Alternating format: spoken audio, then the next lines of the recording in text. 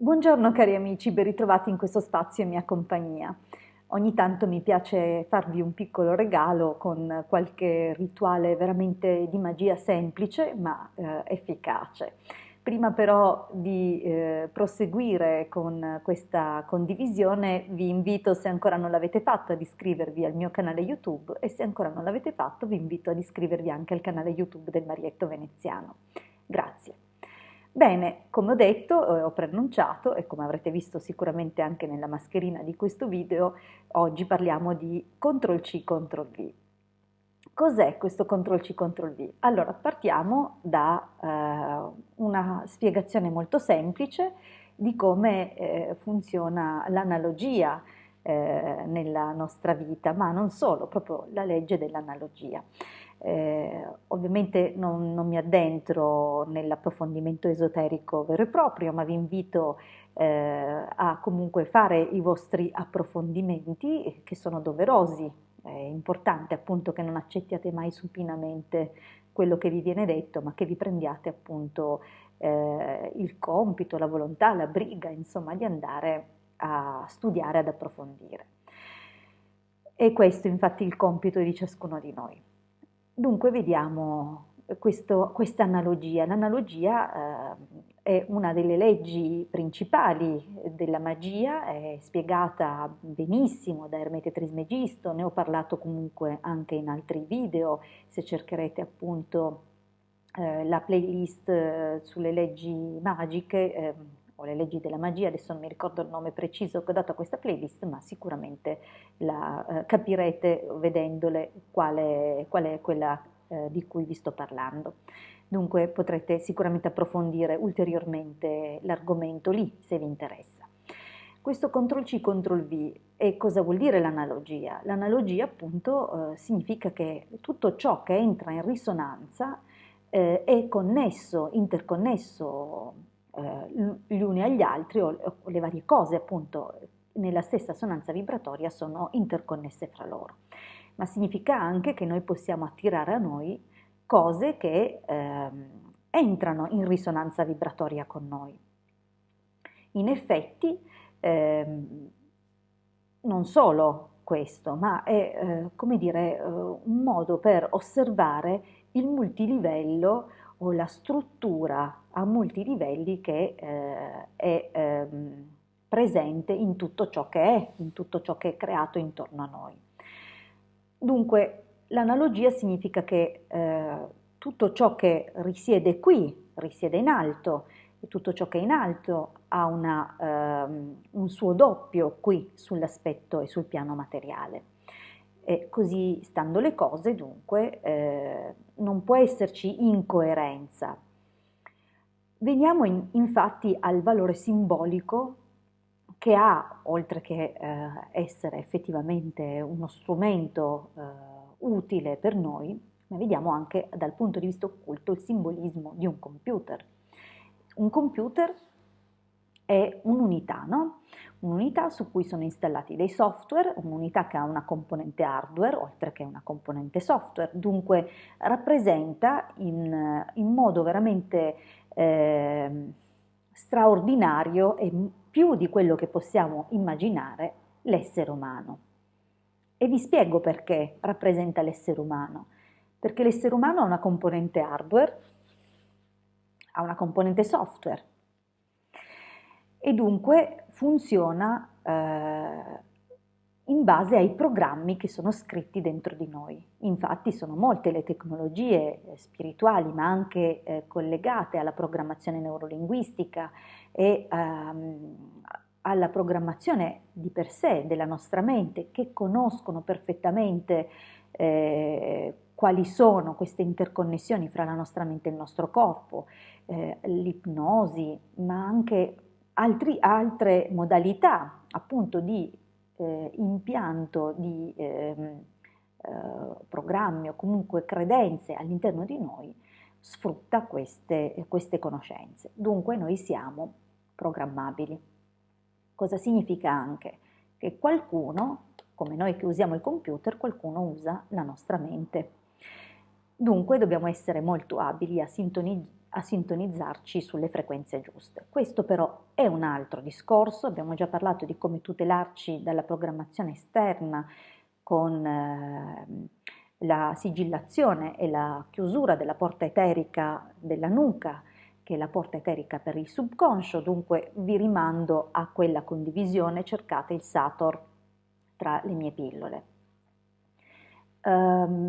Dunque, andiamo oltre e torniamo al paragone computer-essere umano. Dunque, nel momento in cui noi accendiamo un computer, quel computer può essere utilizzato e può occuparsi anche di più mansioni messe insieme o contemporaneamente. Alcuni programmi partono in esecuzione automatica, come per esempio la respirazione, il battito cardiaco e moltissime altre funzioni del nostro organismo che vanno al di là della nostra mente conscia e del nostro controllo consapevole. Dunque direi che il paragone è calzante. Non solo, se ci pensiamo anche la quantità di carbonio utilizzata per sviluppare queste tecnologie fa riflettere su quanto possano essere veramente molto più vicine a noi di quanto siamo disposti ad accettare o ad immaginare. Per quanto riguarda le mani che ci controllano, sono le più disparate, comprese le potenze astrali, dunque il fatto di asserire e di osservare purtroppo che fino a quando non facciamo veramente un lavoro su di sé, sul nostro sé, non siamo altro che una risposta a continui stimoli che riceviamo, è sotto gli occhi, voglio dire, è un'affermazione che è quanto mai vera per chi ha appunto il buon cuore di osservarlo e l'umiltà di capirlo. Gurdjieff ci paragonava a delle macchine, siamo uomini macchina, dunque il computer oggi ci viene a ricordare quanto è vero e dal punto di vista occulto vi invito a fare ulteriori riflessioni personali su questa analogia che c'è fra l'essere umano e il computer. Sfruttiamo questa analogia allora per il nostro vantaggio.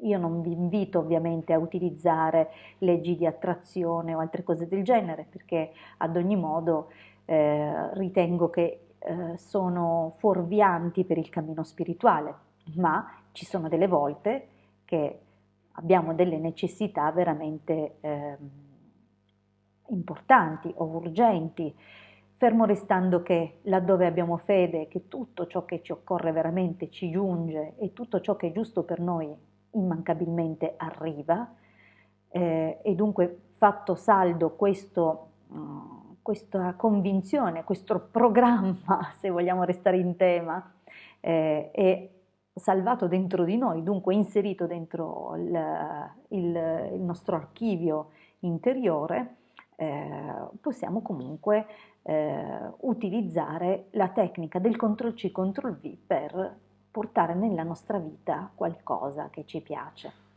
Come funziona in effetti CTRL-C, CTRL-V?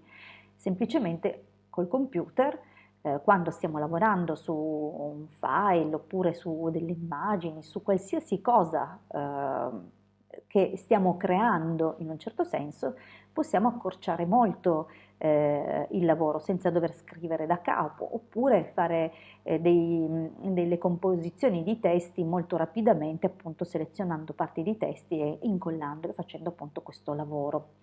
Dunque abbiamo detto che in fondo c'è una grandissima somiglianza fra il computer e noi, dunque sfruttando questo meccanismo possiamo usarlo alla stessa maniera. Dunque andremo ad evidenziare quello che ci interessa portare, copiandolo e incollandolo, portare nella nostra realtà. Dunque cosa facciamo?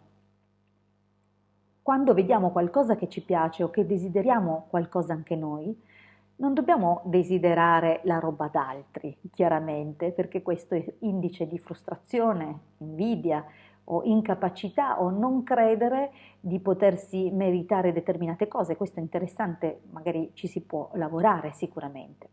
Noi dobbiamo avere la fede e la certezza che comunque abbiamo la possibilità di attirare a noi qualcosa che ci piace, come è stato in grado di farlo qualcun altro.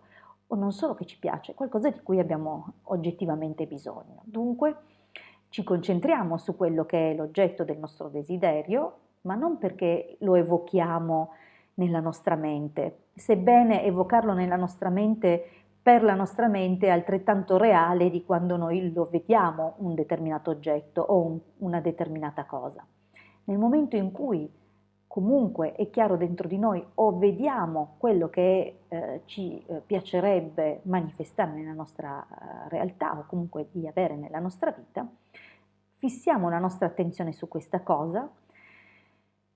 Dunque, quando qualcosa ci piace, bello, ci emozioniamo, vi risulta, no? È una cosa che nasce spontaneamente, qualcosa che ci colpisce, abbiamo un momento in cui siamo folgorati o emotivamente emozionati e questo è un altro fattore molto determinante sia nella programmazione sia anche nella realizzazione dei nostri lavori, perché la mente da sola non basta, ci vuole anche un coinvolgimento di natura emotiva e dunque mettiamo in sinergia il centro energetico, vibrazionale della mente, la potenza della nostra mente con il campo toroidale molto molto più forte della nostra mente che è quello del cuore. Dunque creiamo un asse.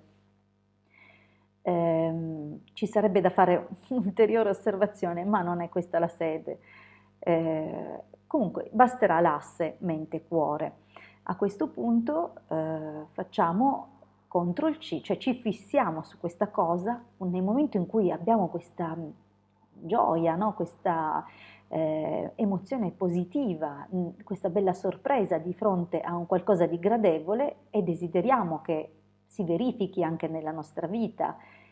Proprio mentalmente fotografiamo questa cosa, percepiamo questa emozione e diamo il comando CTRL C. Se ci serve facciamo anche il gesto delle dita, come faremmo sulla tastiera. CTRL C, immaginiamo di copiare questa cosa e immaginiamo di portarlo nel nostro file, cioè dentro di noi, CTRL V. Basta, non occorre altro, è una grandissima